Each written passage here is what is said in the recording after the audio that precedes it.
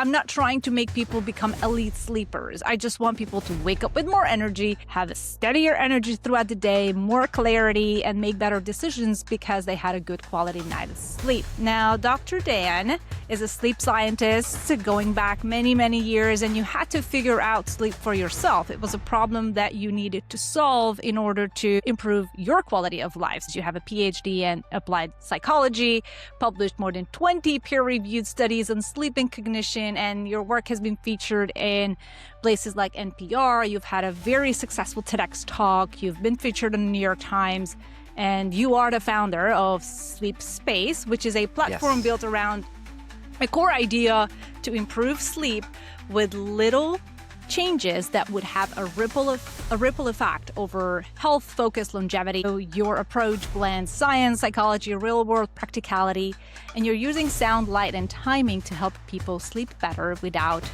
turning it into an obsession, which we love here at the 90% Healthy podcast. Exactly. So welcome, Dr. Dan.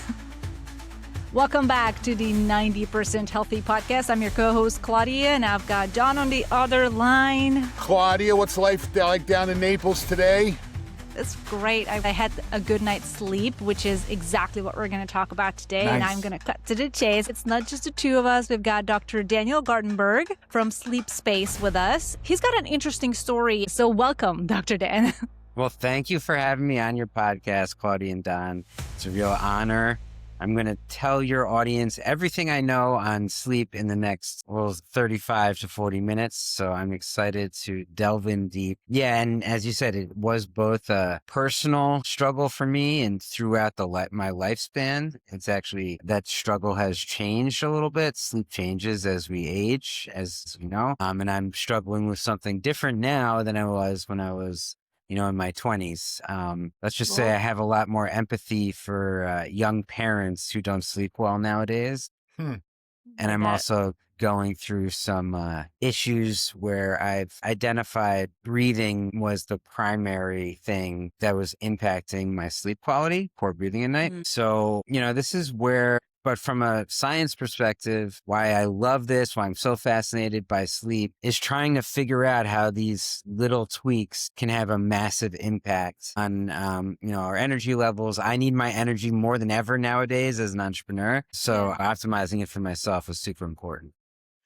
Dan, I want to ask you a quick question. So nearly a decade ago, I was brought in as an intervention with a group of athletes. We were using heart rate variability as our intervention tool, starting to introduce some wearable technology. Do you think this awareness around sleep are we seeing an expansion in the awareness? Because I'll tell you, 15 years ago, I would have intervened with an athlete and I'd say, hey, you need to sleep well. I wouldn't have had a measure on it. I wouldn't have had a tool like that. Now, are we seeing a new awareness of sleep because of the emergence of these wearable devices that are taxing all of us?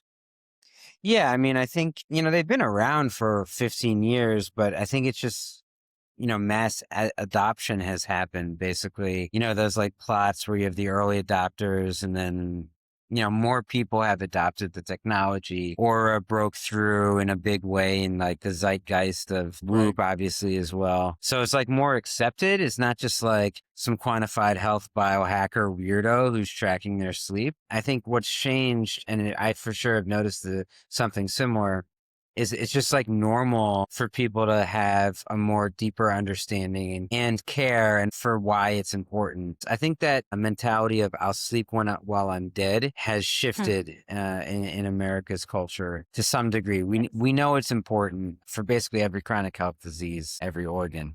So. Yeah. And like I said, I think the awareness continues to grow. And I think when we graph this, you'd see the rise of sleep awareness has rise with the same slope as wearable tech.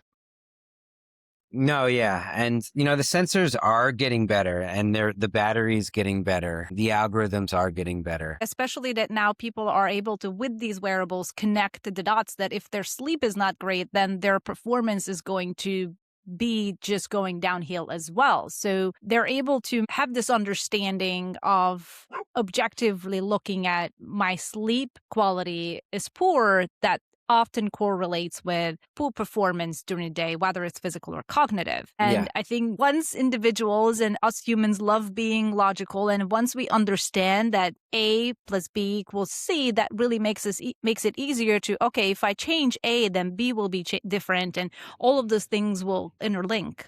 Yeah, and that's like a vision that I have for the software. I haven't seen anyone who's done it the way that I have it in my mind, but ideally you'd be able to run lots of within subjects experiments on yourself. And there is a way to do that. Ideally, you can even blind yourself to what condition you're in. And then the system should tell you what's working for you. And I always like to think there's always like one thing that you could probably be doing tonight that would improve your sleep quality. Like, what is that thing for you? And basically the AI and the algorithm should be able to surface that information. And That's it is brilliant. happening, you know, Because we want our audience to get away with, I think Don and I were just talking about this a second ago. We really want people to go away from this episode with like a couple, if not maybe like 5 things that they can do tonight, or like one thing to do tonight and then another thing to do tomorrow or in a week that will make a meaningful change in their sleep quality. You see, but the hard part about that is what I would recommend for the insomniac is almost the exact opposite thing that I'd recommend for the biohacker optimizer, is almost the exact very different thing that I'd recommend for the poor breather, sleep apnea sort of situation. Those are just like some of the what I call phenotypes of sleep optimization. But then even within one of those phenotypes, like insomnia, which is a subject that I've published a lot of research on, and I'm running a randomized controlled trial right now on a digital therapy for insomnia. We actually have identified 64 phenotypes of insomnia. So, you know, there's a lot of different types of subtypes of these things. You know, it's obvious, but what might work for someone might not work for somebody else. But once we start actually showing that this program works for you and this other program is better for you, maybe like Dave Asprey's spiel and solutions is right for one person, but actually for the insomniac, we're not going to be focusing on stuff like that. We're going to be focusing on tools based on cognitive behavioral therapy for insomnia, which is like a proven intervention for that problem. So something we talk about a lot on the podcast is that in the absence of extinction, there is no evolution. There's just diversity. And we have so much diversity. So what I just heard you say is that if you're struggling with sleep, following what your buddy does or what your friend does is probably that's a 50-50 chance at best. That you need to put a process in place to create some type of analysis to get to the core of what your sleeping challenge is. Is that what I just heard you say?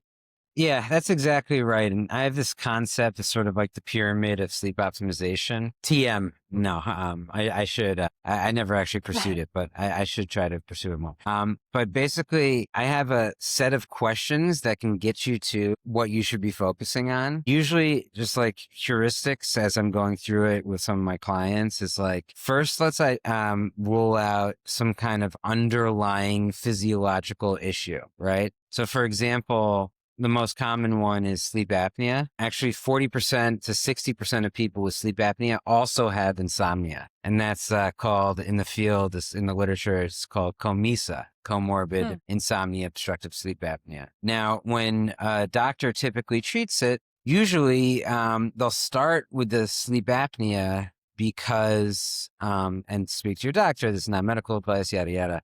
But usually they'll treat the apnea because oftentimes the waking up constantly, you know, if you have apnea, it's between 5 arousals per hour, awakenings per hour where you're not breathing, to like a really severe case is literally 100 times per hour you're not breathing. You are not breathing 100 times per hour. So that's like the most extreme you could imagine. But when that's happening, obviously you're up all throughout the night because your sleep is super shallow. So that's just an example of the orders of operations to how to address problems that you might be dealing with. So Dan, if I'm this person out there, whether I'm just Joe Bag of Donuts, whether I'm an athlete, the mother of an athlete, the grandparent of an athlete, I want to get more healthy. I want to work on this 90%. The 5 questions you discussed, is this something that I can find in your app? Are you that far along with that? How do I engage with this? That's Yeah. two parts of this question. The second part, if I go buy a wearable, an Oura Ring, a Now Watch, something like that, how bad do my sleep scores need to be before I say I need to go get a pro involved? Okay, yeah. So for the first good questions, the first answer is yes, it's in my app. Basically, I have a free sleep assessment. You'll get your sleep animal at the end. Anyone can try it, and then they'll give you like customized feedback on what you should do. Also, I have a chatbot where you can literally ask it anything. It's called Dr. Snooze AI, and I've basically uploaded my brain onto this AI, and it'll essentially answer like any question you have the way that I would answer it. That's within the paid software, and I'm going to make a link that unlocks it for 30 days for everyone in your audience. Very cool. Thank you. But yes, my pleasure. But the second question was basically, I don't know, Aura's been improving. I haven't looked at it in a while. Honestly, I still have an Aura 2, I think. I have one of the new, or I have an old one. But when I was using it, so I gained like 20 pounds when I had a kid. It was like super stressful. And I actually identified that I had mild sleep apnea. I would have never I would wear my Oura Ring all the time. I noticed my sleep scores maybe getting a little bit worse, but I didn't think of it at all. Like the pulse ox, the problem with the pulse oximetry metrics, which is one of the key metrics for sleep apnea, Aura doesn't sample it at a granular enough or display it in a granular enough way where it's really that meaningful for evaluating your breath health. And obviously they don't claim anything medical, but they can say they're evaluating your breathing health. Obviously, like Apple now, if you wear it for a certain amount of time, it'll be like, you should see a doctor. Like that's kind of cool. But from my experience, the consumer wearables, they're not designed that way. They actually explicitly don't design them that way because it's can be a liability for them in some cases. So that's where I identified this.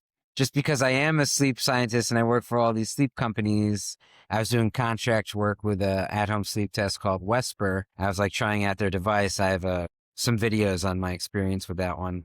I've tried a bunch of them, and that's where I found my issue with the medical grade device. So really like one of the main takeaways is like, if you snore, if you have acid reflux, if you grind your teeth, if you're tired during the day after adequate sleep, if you dream of drowning or anything like that, and my app will measure snoring and stuff too, if you're not sure, just get a sleep test. It costs like $200. Takes and you can get it from your home. They'll send it to you. Well, when it comes to, I think you talk about the big three, which is very similar of what Don has in his jar, which is the big three is being diet and exercise and sleep. And you often mention that sleep is underweight and less paid attention to compared to diet and exercise. Yet scientifically, there's a lot of studies that have correlated sleep quality with impacting all of those. How are you seeing improving sleep quality to really benefit meaningfully specific areas of, let's say, cognition and having you studied in neuroscience? What are some of the implications? Yeah, totally. And I think the reason why it's not focused on, just to start with that, is like, you're not aware of what's going on when you're sleeping. And you literally have to be a scientist to figure it out. Like it's even tricky for me sometimes to figure out when a hack or a solution that I'm doing is working or not. Right now I'm titrating a mandibular advancement device for my breathing problem because I've identified that's the primary thing that I can do to improve my sleep quality. That's for me. That's my struggle right now. So, and I haven't, I use it, but like, I still want to understand how to optimize it better. And that's what I'm working on right now for myself. So the other piece of that question was the cognition. So basically sleep impacts every chronic disease, cancer, diabetes, really strong links, hypertension, really strong links, all the cardiometabolic stuff, your immune system. There's really cool studies where if you, I love this stuff. If you get an influenza vaccine and you slept well before you got the vaccine, you actually produce more antibodies to the vaccine. Oh man. Yeah, isn't that cool?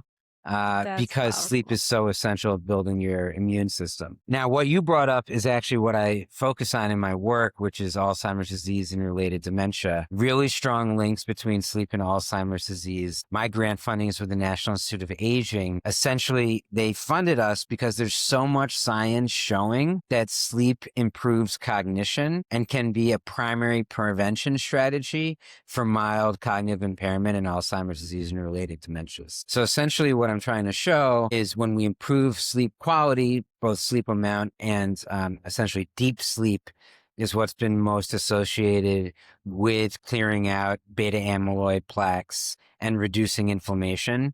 Basically, sleep, no matter why you think Alzheimer's happens, sleep is a possible causal mechanism. There's the inflammation hypothesis for why Alzheimer's happens, which I sort of am a little more inclined towards. And there's the amyloid hypothesis, which has been the conventional thing. Amyloid is definitely there. I just see it as more of a downstream result, not a causal mechanism. So both of those things, basically slow wave sleep cleans out beta amyloid, do this convolutional flux piping of the lymphatic system in our brain, which is like a new thing that Nattergaard, you can look at his research. He's the one that discovered this whole new system. So yeah, super important to cognition. That's what I'm trying to show in my randomized controlled trial right now. That's interesting because when I'd seen that research and I always wondered, does bad sleep lead to Alzheimer's or does Alzheimer's lead to bad sleep? And what I'm hearing, and this may be spiral, Oh yeah, that they're correlational with some causal relationships. it's definitely a positive feedback loop where it spirals into itself and gets worse and worse and worse and worse. Obviously, there's the sundowning thing that most people know about. You know, when you have Alzheimer's disease, it affects your circadian rhythm and you can have, poor cognition, especially when the nighttime starts to happen. And a lot of people that have Alzheimer's disease have insomnia or poor sleep quality, and there is a strong correlation there. I think it's something like you're 2 times more likely to get Alzheimer's disease if you have insomnia, something in that range. Interesting. Yeah. So You're I not think getting that enough deep sleep in a way. yeah, you're not getting enough deep sleep. Your circadian rhythm. I mean, there's all these like hormones that get released when you don't have when you have a flat circadian rhythm. Sympathetic So hormones, driving down yeah, HRV, driving down. Yeah, this is what's so interesting. So I want to step away from Alzheimer's for a minute. I want to step away from the disease state. On the podcast, Dan, we talk a lot about Robert Seligman's work of, in psychology. Instead of bringing someone from -10 to 0, why don't we work to help people go from 0 to 10? And I want to let's get to 0 to 10 for a minute.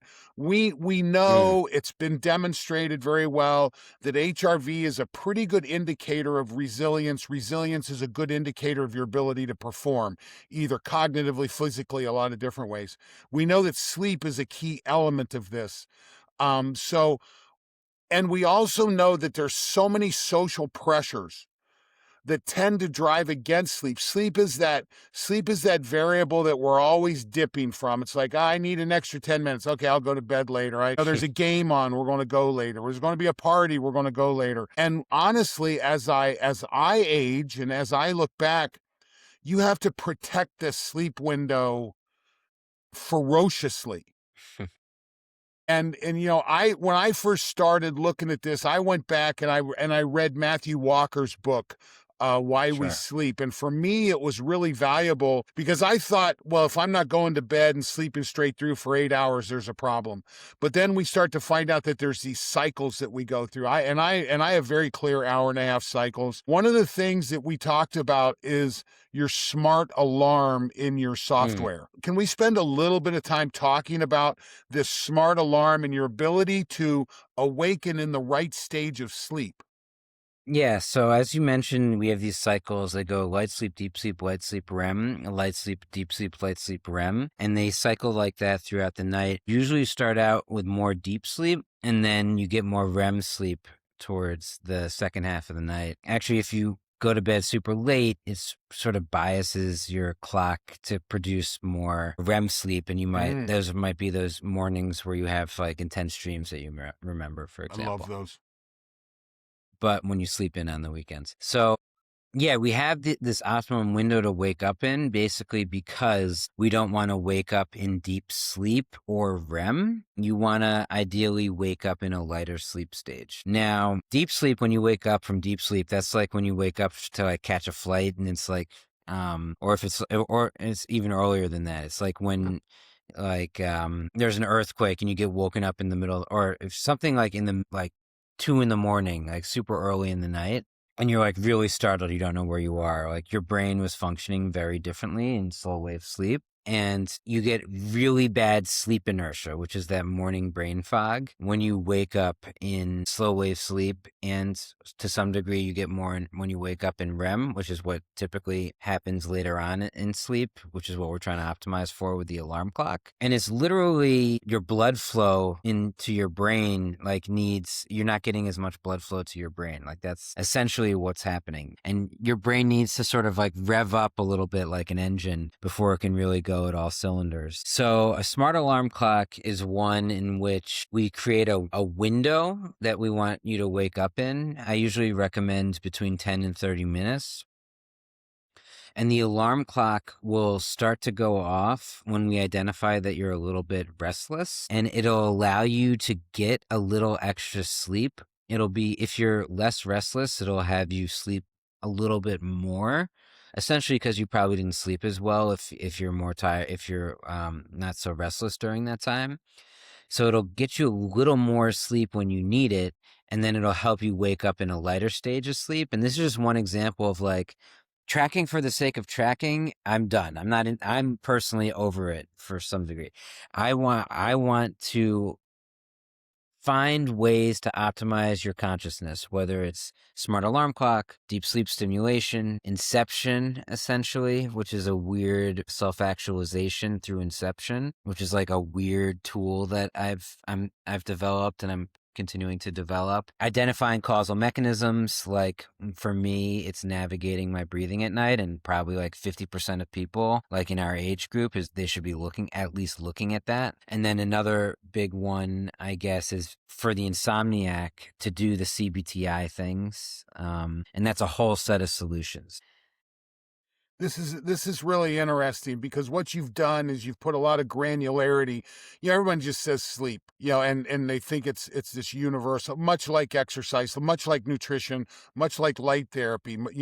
It's not run of the mill. You can't just pick up and if you want to move the needle, spend a little bit of time finding these 1% changes that we talk about. And again, there's 3 people on this podcast. We could have 3 completely different strategies and changes that we work on based on style of life, things like that. What's interesting, after reading Matthew Walker's book, I rarely have to set an alarm, even for early morning flights, because I don't know what it is about my system. Let's say I have a 6 o'clock flight and I've got to get up really early to get to the airport. I'm popping out of one of my cycles, and if I pop out of one of my cycles and I have some awareness early, and let's say it's an hour before I have the alarm set, I won't try and go back to bed. I get up because I know my cycles are about an hour and a half long. So unless I've got a good hour and a half that I can get locked in and drop in, I just go ahead and get up. Yeah. And I mean, we have like this internal timekeeper that you have to wake up for your flight, and it makes you you have like more stress. Like you have your brain has a way of like tracking time to wake you up. But we do have these basically within yourself, your cycles are very consistent. So, but like the timing of my cycles would be quite different from yours, for example. So if you know your patterns, you can deduce the best time for you to wake up. I used to have a cognitive assessment that people did in the morning to help them figure that out. I'm probably going to actually add it back into my tech stack. Basically, it's a simple reaction time task, which is like a measure of performance, sort of similar to how you'd use show improvements based on your HRV. But it's more of like a cognition assessment. Very good. And when it comes to trying to introduce interventions, whether it's tweaking the light, tweaking my nighttime routine, tweaking my sleep environment, what would you recommend from just looking at the scientific method? Yeah. If somebody's like, okay, I want to fix my sleep, but obviously there's no reason for you or no point in introducing multiple interventions at once because you don't know which one's working. What's an ideal time frame to look at if one thing is working and then change another thing to kind of figure out, what you get most out of? Yeah. So first off, you can just do all the things that scientifically make sense that work if they're easy to start with, right? So like dark, quiet, cool. Like, let's do that. One of my biggest ROIs way back when I was like getting into this was blackout blinds or a blackout mask. I use this door and rose mask. That's like 100% blackout blinds, blackout experience.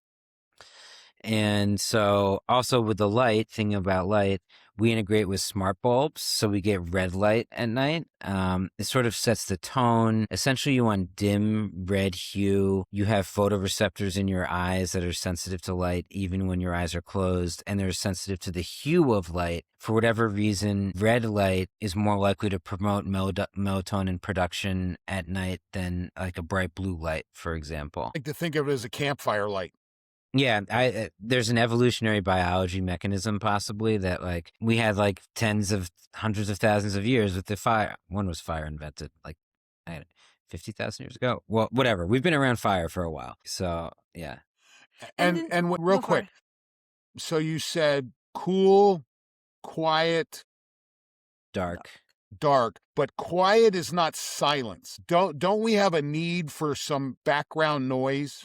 Yeah, so like that's one of my main mechanisms for trying to help people is like I use pink noise in my tech stack and I make it like dynamic. It like adjusts slightly based on your sleep stage. Basically what wakes people up isn't volume per se, but abruptness of the sound. It has to do with, like a startle response to not getting eaten by a lion at night. Right.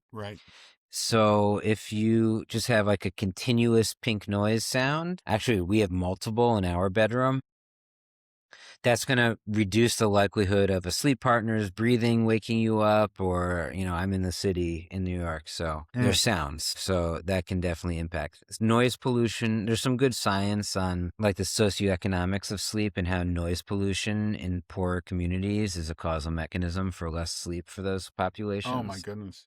I think It's interesting. Azizi did some of that work. I love silence. Like I love sleeping in complete Some people like silence.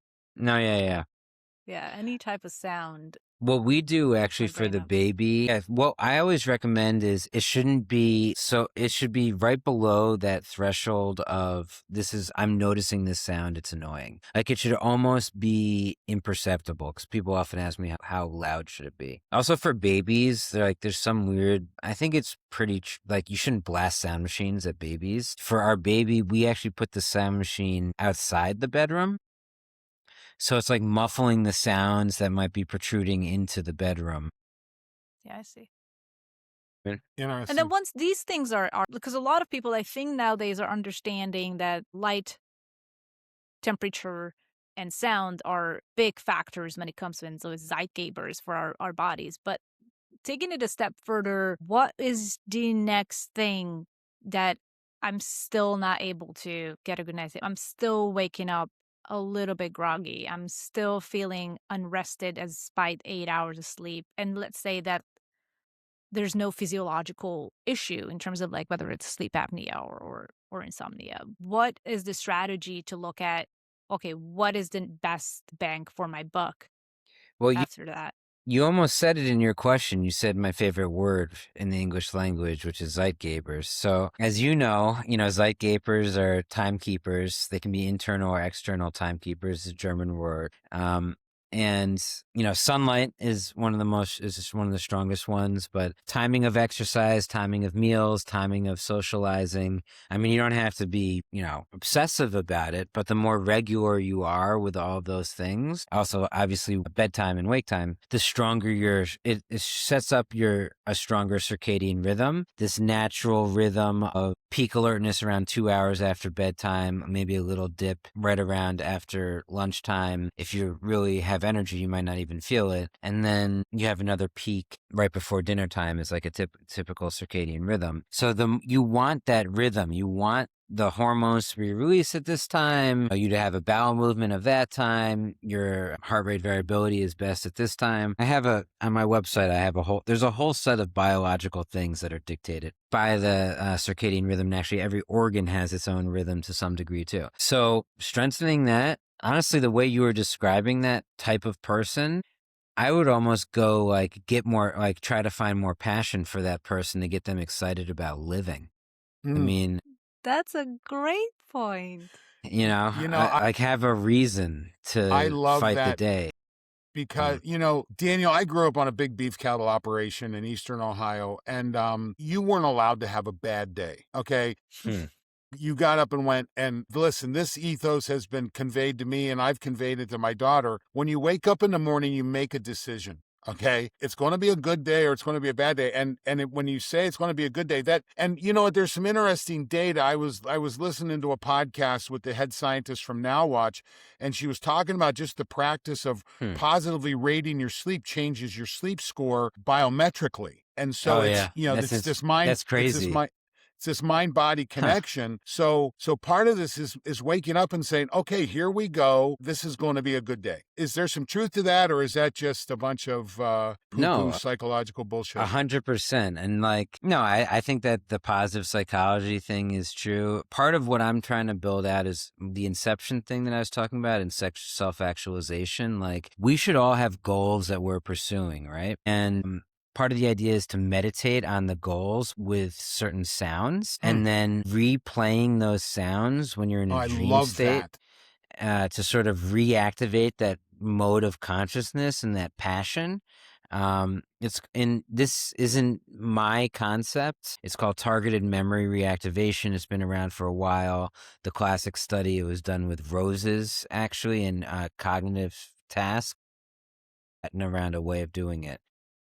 You can do it with my app right now. I'm making it's sort of like clunky, the user experience, so I'm making it a little bit better. But essentially, we can replay a sound that you meditate your self-actualized ideas on when you're likely to be in a dream state, activating that state. And they've shown for the cognitive task, when they were doing this research, you do better on a cognitive task. It's almost like a basketball player imagining about the game, and they do better than at the task. Individual visualization. Yep.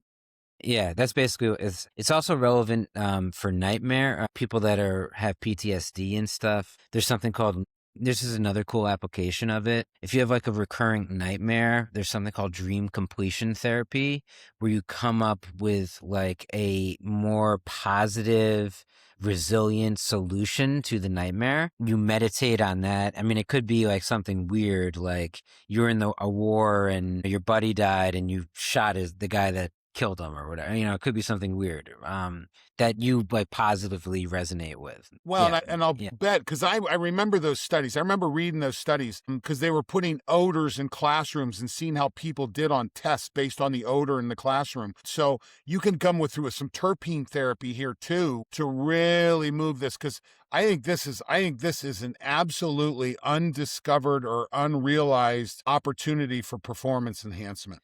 No, yeah, this is the cutting edge of performance the enhancement side of things. And I haven't seen I'm trying to build one, but I haven't seen a solution fully execute on it. The smell, there's a lot of stuff with smell and memory. I'm interested in it, but yeah, I've mainly focused on the sound aspect of things and targeting it to one side of the bed. That's sort of been one of my main focuses.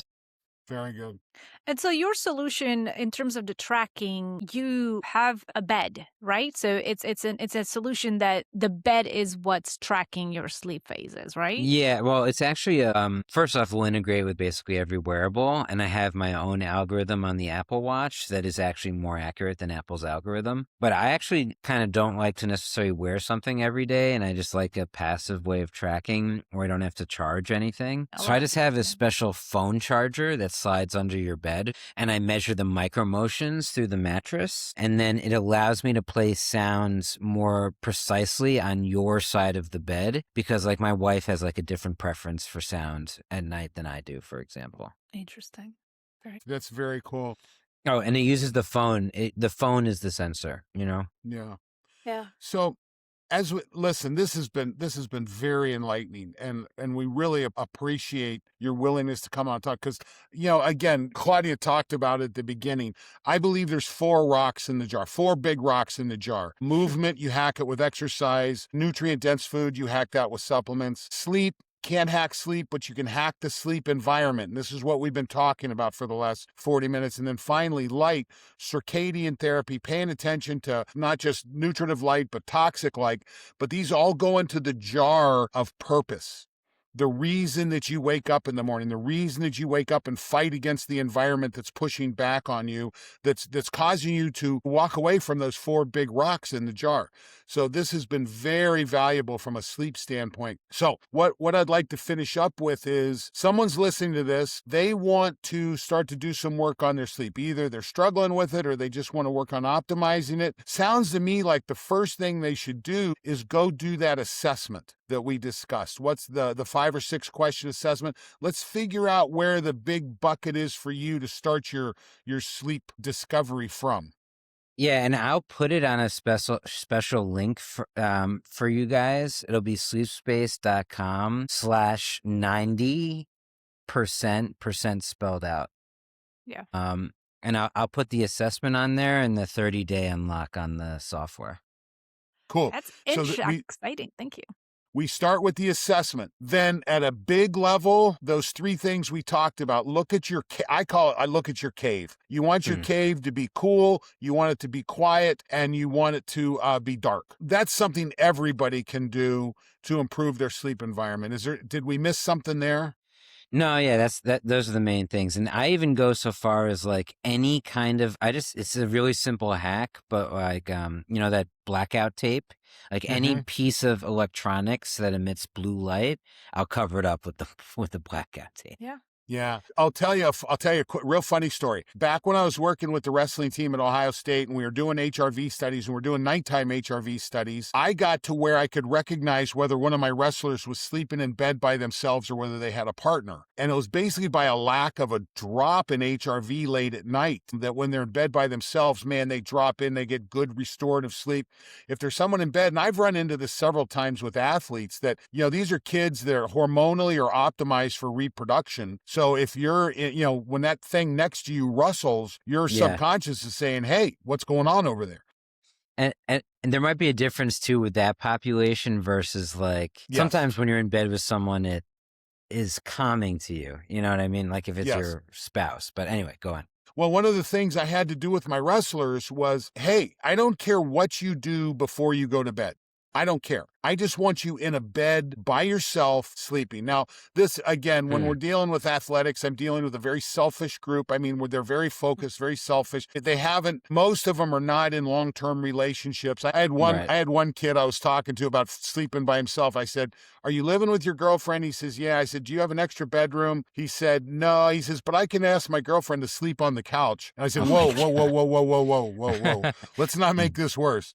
I said, status Don't quo. Don't be suggesting that. Real quickly, will not be a girlfriend. Exactly. Yeah, and they've wound up going on and getting married and having a huge family. No they're just a great couple. But awesome.